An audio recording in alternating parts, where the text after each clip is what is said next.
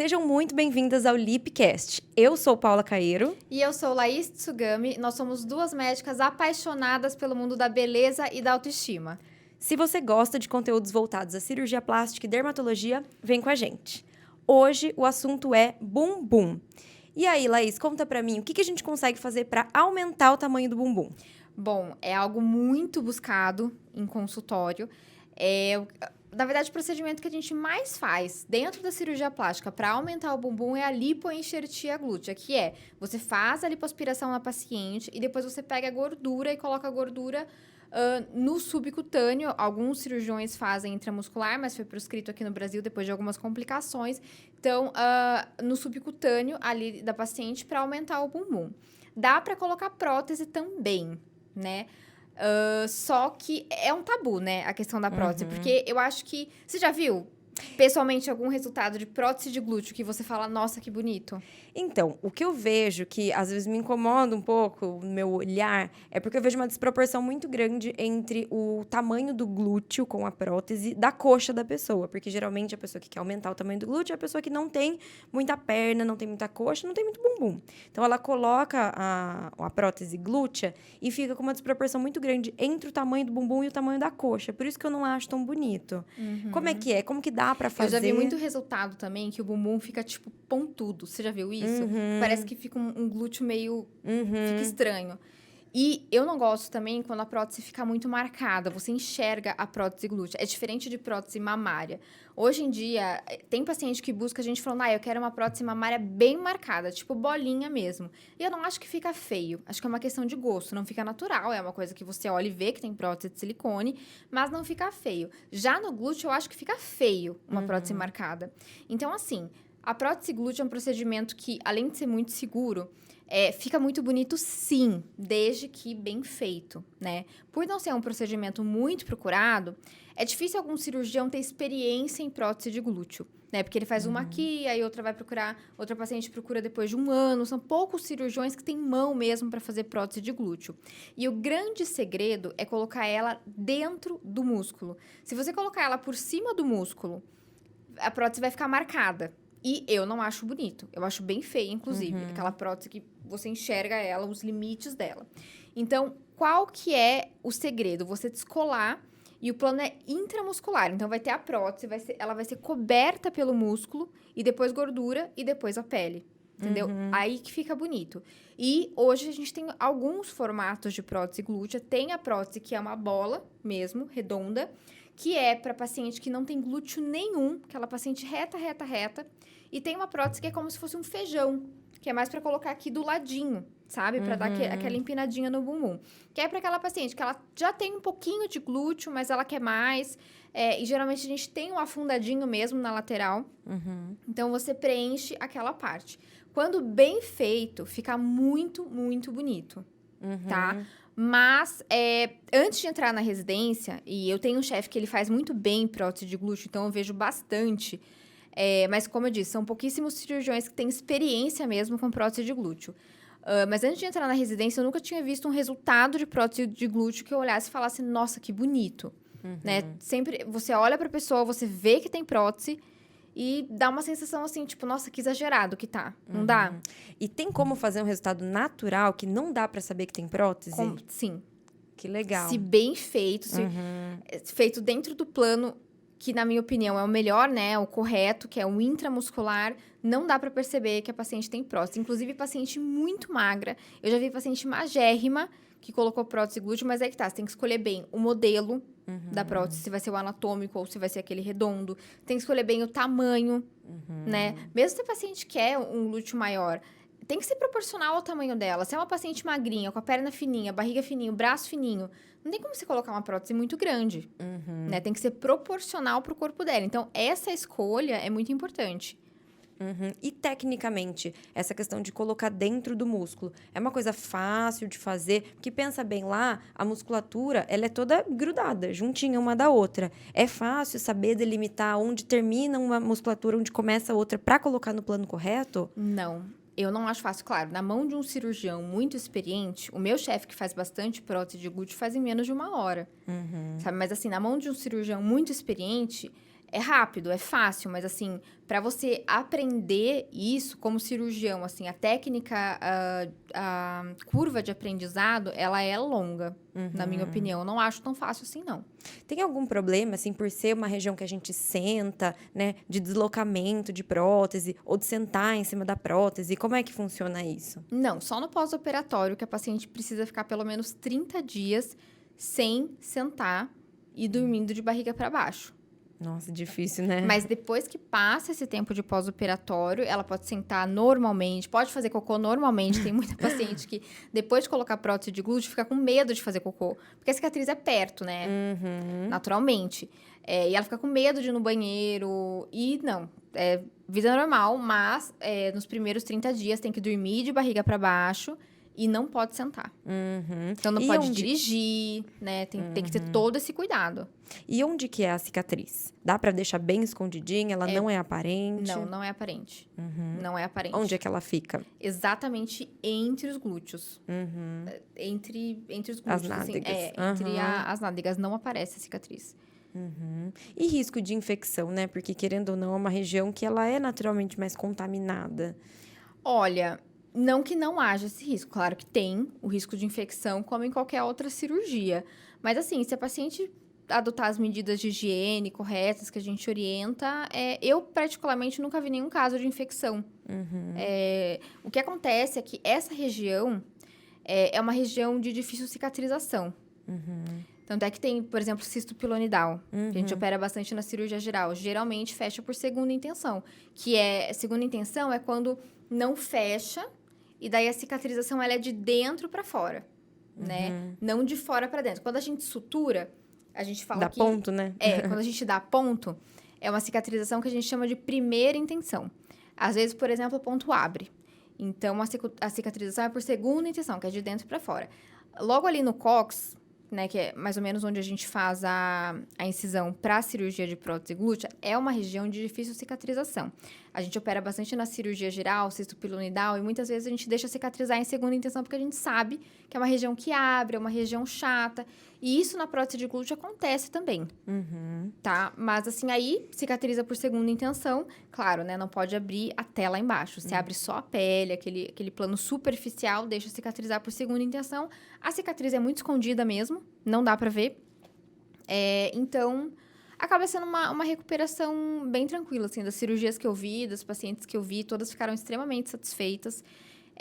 Mas, assim, tem que ser um cirurgião experiente e que tenha experiência em prótese de glúteo, que não é tão comum. Eu já vi uma paciente que não foi operada pelo serviço, né? Foi operada por outra equipe, que chegou falando, nossa, tem um glúteo que tá diferente do outro. E quando a gente foi examinar, uma prótese estava dentro do músculo e a outra prótese estava superficial, estava por cima do músculo. Nossa, e até mesmo a paciente conseguiu reparar essa assimetria. Sim. Então, assim, que é um plano que não é nas mãos de um cirurgião que ainda não é tão experiente em prótese de glúteo, isso não é tão difícil de acontecer, né? A gente tem que entender que a gente precisa de uma cobertura, seja uma prótese de mama, de glúteo, ou mesmo até um preenchimento, né, na face. A gente, quando coloca num plano mais profundo, a gente tem uma cobertura maior. Então, é mais difícil desse produto, seja, né, a prótese, seja o ácido hialurônico, ficar mais evidente, né? Ele ficar dançando ali, né? Ele ficar deslocando, se mexendo e ficando mais aparente. Em relação a deslocamento de prótese, ou quando a prótese, de repente, estoura, né? Tem algumas pessoas que relatam isso. É comum, não é comum? Tem risco? Em prótese de glúteo, eu nunca vi acontecer. É realmente muito raro acontecer, por exemplo, uma contratura capsular ou acontecer da prótese romper. Geralmente, as próteses de glúteo têm uma durabilidade muito maior do que prótese de silicone. De mamária, quero dizer. Né? As duas são de silicone. Nossa, eu não sabia disso. Tem uma durabilidade, geralmente, assim, muito maior. Eu, honestamente, nunca vi paciente que colocou prótese... Eu já vi paciente que colocou prótese de glúteo há 10, 15 anos e tá lá. Mas eu nunca vi um paciente voltando para trocar.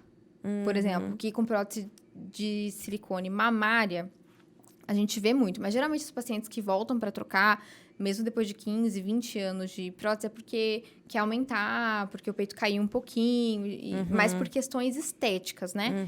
E na prótese de glúteo, eu, honestamente, nunca vi. Claro que pode acontecer, né? Não tem a necessidade de trocar? Então, qualquer prótese de silicone, seja glútea, mamária, qualquer prótese, não existe mais essa regra de que a cada 10 anos você precisa trocar. E essa era uma coisa que antigamente a gente ouvia muito, né? Ai, dura 10 anos, depois de 10 anos precisa trocar. E não é assim. O que a gente sabe hoje em dia é que você precisa acompanhar, você precisa fazer ultrassom, precisa fazer ressonância magnética para acompanhar essa prótese. E se tiver alguma complicação, pode ter contratura capsular, pode ser que a prótese rompa, enfim, isso pode acontecer. É raro, mas pode acontecer. E aí sim teria indicação de trocar. Mas na maioria das vezes que a gente vê hoje em dia, principalmente da prótese mamária, os pacientes querendo trocar por questões estéticas, não por complicações da prótese. Entendi. E quando a gente faz em relação à lipoenxertia, né? Quando tira a gordura da própria paciente, ela faz uma lipoaspiração e faz a enxertia glútea. Como que são os resultados na sua experiência? Como é que você vê isso? Dá um volume legal? Reabsorve? Então, teoricamente, né, segundo a literatura, em torno de 30% da gordura vai reabsorver. Mas tem paciente que reabsorve tudo e tem paciente que não reabsorve nada, tá? Geralmente, quando a lipoenxertia glútea a gente faz também dentro do músculo, intramuscular, ela dura mais. Só que a chance da gente pegar algum vaso é maior. Por isso que não se faz mais, pelo risco, né? Porque esteticamente até fica melhor, mas não justifica o risco de pegar algum vaso e fazer, por exemplo, uma embolia gordurosa, que é algo muito grave, né? Que é tipo injetar gordura dentro do vaso. Então, a gente faz no tecido subcutâneo, que é debaixo da pele, que é um pouco mais superficial. A gente faz esse... É um preenchimento, né? É o preenchedor, só que usa a própria gordura da paciente. Algumas pacientes se absorvem. Assim, eu costumo dizer que quando a paciente quer volumizar muito, por exemplo, aquela paciente que não tem glúteo e quer bastante glúteo, a indicação é direto prótese, tá? Por quê? Porque a lipoenxertia é para dar aquele up. Primeiro, porque a gente não pode colocar quantidades absurdas de gordura, porque senão pode ter necrose, né? De gordura, se a gente colocar uma quantidade muito grande. E segundo, porque boa parte vai reabsorver. Eu acho que a gordura é muito legal para melhorar a qualidade da pele, porque tem bastante células-tronco. Então, é como se você fizesse um Sculptra, digamos assim. Como se estivesse fazendo um bioestimulador de colágeno, Exatamente, exatamente. Então, dá aquele up no bumbum, mas é mais para preencher. Por exemplo, muitos pacientes têm um afundadinho aqui bem do lado do glúteo, isso é normal, mas algumas se incomodam com isso. Então, aquilo a gente consegue preencher e aumentar um pouquinho o glúteo. Mas, para grandes volumizações, a indicação é prótese de silicone e não fica feio. Não fica feio. Se bem feita, dentro, assim, nas mãos de um cirurgião experiente, fica super natural. Eu já vi paciente magérrima, assim, colocar a prótese e fica super natural. Mas tem alguns macetes, assim, que a gente faz para reabsorver pouco. Porque, por exemplo, quando a gente vai fazer a lipoenxertia, o segredo é que o adipócito, a célula de gordura, precisa estar inteira. E quando a gente vai fazer a lipoaspiração, a gente quebra a gordura. Não sei se vocês já viram lipoaspiração, a gente faz um furinho na paciente, entra com a cânula e fica fazendo um movimento de vai e vem. Então, você quebra aquela gordura e absorve. Então, assim, e hoje em dia também tem aquele vibrolipo que a gente usa bastante, que facilita muito a lipoaspiração e a gente conseguir lipar mais, que é uma cânula que ela faz assim e assim. Então, só que isso pode quebrar o adipócito também. Então, assim, para a gente fazer a lipoenxertia e ter maiores chances daquela gordura ficar, o ideal é fazer a lipo na seringa. Ou até dá para usar um vácuo, mas assim, um vácuo um pouco mais leve. O ideal é não usar o vibro na gordura que você quer lipoenxertar depois.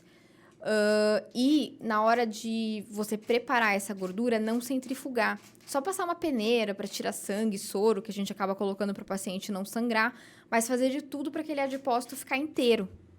Porque assim a chance dele durar, porque um adipócito quebrado vai reabsorver. Entende? Essa breuba, né, que a gente chama quando o adipócito está quebrado, vai servir para estimular colágeno, mas não para volumizar. Sim.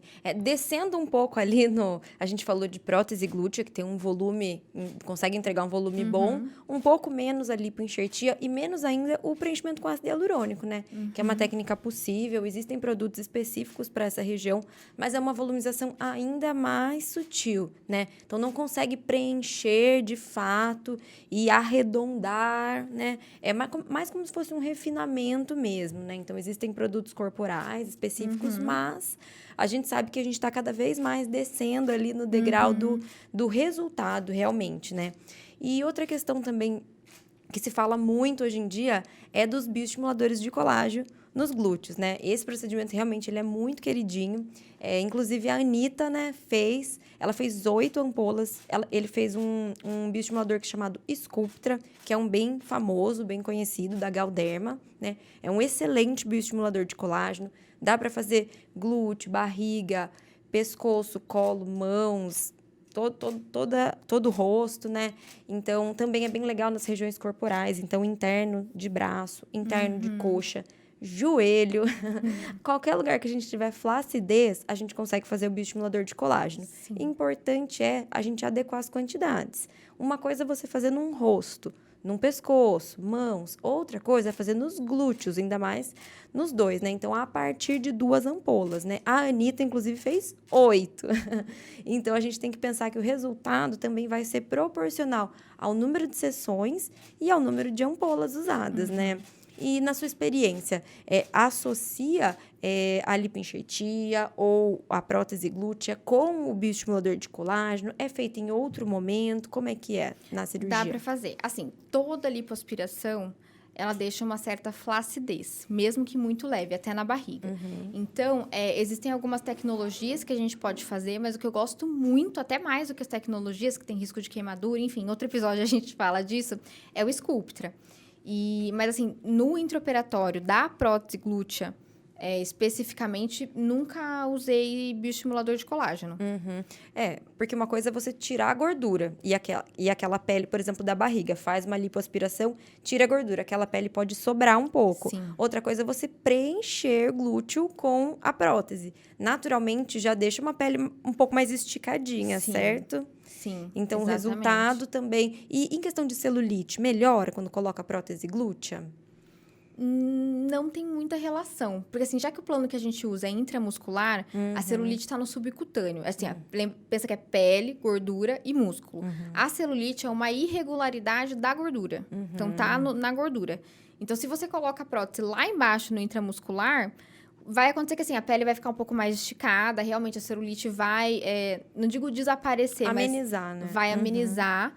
E também a lipoenxertia. A lipoenxertia, assim, se for bem feita, pode amenizar a tua celulite também. Mas eu já vi paciente que fez lipoenxertia, entre aspas, piorar a questão da celulite, né? Porque a gente tem que colocar a gordura de uma forma regular, né? Se você colocar mais um lado do que do outro, enfim, pode acontecer de ficar, assim, piorar o aspecto da celulite. Mas, em geral, melhora. Outra coisa que eu queria falar do Sculptra, gente, é caro. É muito caro, tá? Porque às vezes a paciente chega, você passa o valor, assim, do Sculptra, que se você for comparar com o valor de um Botox, de um preenchedor, é mais caro, né? Chega a ser, assim, o dobro, às vezes até um pouco mais. E aí, às vezes, a paciente fala, não, então eu vou comprar uma ampola, quero colocar no bumbum, quero colocar no braço, quero colocar na barriga. E não, gente, vai muito produto. Rosto, por exemplo, até dá pra você dividir uma ampola, fazer meia de cada lado, mas o resultado é proporcional. Aliás, é inversamente proporcional, né? Aliás, é proporcional, olha, matemática que dá. Quanto mais produto você coloca, melhor vai ser teu resultado, né? Então, se você coloca pouco produto, quase não vai dar para perceber, né? Teoricamente, a gente fala que é uma ampola para uma folha de papel A4, mas eu acho pouco, ainda assim, tá? Rosto, eu gosto de fazer uma de cada lado. Glúteo, pelo menos uma de cada lado, assim, mínimo. Braço, um de cada lado. O único que eu acho que dá para dividir é mão, que é pequenininho, né? Só isso daqui. Então, dá para dividir. Mas, pra gente conseguir um resultado legal, vai bastante produto e é caro mesmo. Eu, assim, quando a pessoa quer dividir muito, eu prefiro não fazer. Exatamente. Né? Então, rosto dá pra fazer uma, eu faço uma, sem problemas, mas eu já aviso que teria um resultado mais legal se fizesse pelo menos 3 sessões, né? Então, no final das contas, o volume total seriam 3 ampolas, né? Então, geralmente se recomenda uma ampola a cada década de vida. Então, por exemplo, uma pessoa que tem 30 anos tem que fazer 3 ampolas, 40 anos, 4, 50 anos, 5 e aí por diante, né? Porque, senão, vai ter um resultado insatisfatório. E como é um investimento alto, não seria legal você parar na metade. Então, assim, Exatamente. ou você tem o benefício completo, ou é melhor você também pensar em outras alternativas, outras tecnologias, né? Para atingir esse fim, né? Esse benefício. Em região glútea, a gente consegue... Qual que é o resultado, né, da região glútea? Melhora um pouquinho, sim, a celulite. Por quê? Porque se a gente engrossa a pele, esse subcutâneo, né, abaixo da pele, a gente consegue ter uma cobertura um pouquinho maior. Então, ajuda na celulite. Ele ajuda a deixar... Quem tem estria, sabe aquelas estrias atróficas, as estrias mais afundadas? Também melhora por deposição de colágeno ali e consegue dar um refinamento no bumbum, né? Não espere grandes volumizações. Ele não vai crescer em volume. Ele vai deixar o bumbum mais firme, né? Que é o que a Anitta fez pro VMA, né? Que ela tava arrasando. Foi quando eu reparei que ela tinha feito alguma coisa. Quando eu vi ela dançando no VMA. E teve um resultado lindo, mas tem que saber que realmente é um investimento alto. Foram 4 ampolas de cada lado. Isso dá, em média, R$30 mil. Em média. Então, assim, é um investimento alto. É um investimento alto. Não adianta você querer fazer meia ampola de cada lado para ter esse mesmo resultado. Não vai. Exatamente. E o que mais temos para falar de bumbum? Bom, um alerta, né? PMMA. Né? Eu vejo muito... Quer dizer, não vejo, não. Mas, assim, eu sei, né? Eu que sigo... Tem uma página, acho que é Vítimas do PMMA. Vítimas da bioplastia. Vítimas da bioplastia. Tem várias páginas no Instagram que, às vezes, eu olho. E ainda tem profissionais, hoje em dia, fazendo PMMA no glúteo. E em regiões corporais, até no rosto. E, enfim, gente, PMMA...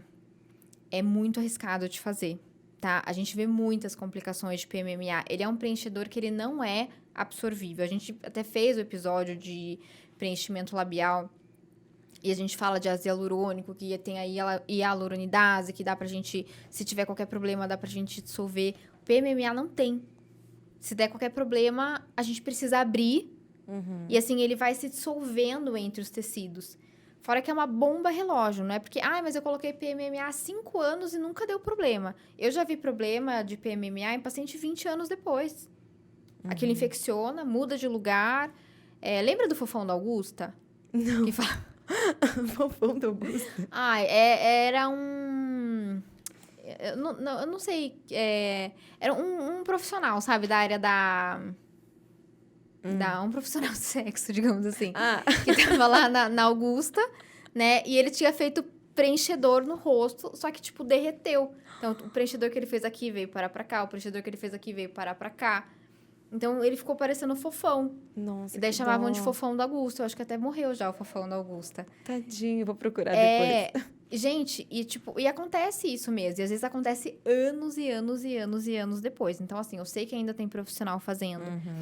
Não é seguro. Em grandes volumes, muito menos. Assim, o que eu sei de PMMA, que é seguro se você fizer em pequenas quantidades no periósteo.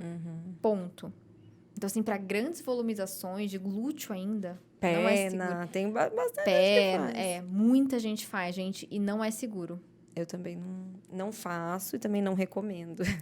De forma alguma. Em nenhuma região do corpo. Eu não faria. Porque você vive com uma bomba relógio depois disso, né? Sem contar que contraindica outros procedimentos na região. Então, se você tem, por exemplo, a pessoa tem PMMA em qualquer lugar do rosto, ela está contraindicada de fazer preenchimento com ácido hialurônico nesse lugar. Por quê? Porque, querendo ou não, gente, preenchimento é um procedimento que é minimamente invasivo, tá? Então, tem que tirar isso da cabeça de que, é não invasivo. Não, é invasivo. É minimamente invasivo, mas é invasivo. Você tá colocando uma agulha, né? Então, exatamente. Você levando um produto de fora lá para dentro. Então, e se daí tiver uma infecção, por exemplo? Você tá mexendo ali onde tem o PMMA, né? E daí, o que a gente vai fazer? A gente consegue usar a hialuronidase para dissolver o ácido hialurônico. O PMMA, não. Então, se tiver uma coleção ali, vai fazer o quê? Tem que operar, né? Então, é uma complicação muito grave. Eu acho que não vale a pena. O benefício não supera o risco. Eu concordo. Mais alguma coisa sobre bumbum? Não, acho que é isso. A gente falou tudo. Prótese glútea, lipoenxertia, bioestimulador, PMMA, ácido hialurônico. É isso. Gente, se vocês tiverem qualquer dúvida, quiserem mandar pra gente, principalmente no Instagram, onde a gente vai ter a maior interação, mandem as dúvidas, sugestões de temas. Não esquece de curtir o vídeo, seguir a gente aqui no YouTube. E é isso. Sigam a gente no Instagram também, no Instagram do podcast, no meu Instagram, no Instagram da Paula. A gente adora conversar com vocês, então mandem as dúvidas. Vamos abrir caixinha de perguntas também. E é isso. Muito obrigada por quem assistiu a gente até aqui. Um grande beijo e até a próxima.